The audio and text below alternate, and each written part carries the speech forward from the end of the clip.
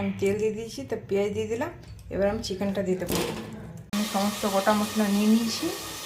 এখানে আদা রসুন আছে, টমেটোর কুচি, জিরা, গোলমরিচ, দারচিনি, এলাচ, লবঙ্গ, তেজপাতা সব নিয়ে। চিকেনটা আমার ভাজা হয়ে গেছে। এবার আমি হলুদ করে দিয়ে দিচ্ছি।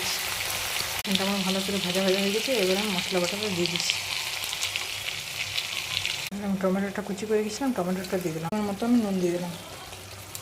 চিকেনটা আমার ভালো করে কষা হয়ে গেছে। চিকেন থেকে আমার তেল ছেড়ে গেছে। এবার আমি MDH-এর চিকেন মশলা দিয়ে দেবো। এই যে আমার চিকেনটা কষা কষা হয়ে গেছে। চিকেন থেকে আমার তেল ছেড়ে গেছে। চিকেনটা আমি পাতলা পাতলা ঝোল করে নিয়েছি। চিকেনটা আমার হয়ে গেছে। ভাত দিয়ে খাবো, তো ওই জন্য পাতলা ঝোল করেছি। রাতের মেনু আমার ইঁচড় সবজি, চিকেনের পাতলা ঝোল আর ভাত। এটা রেসিপি আজকে আমার।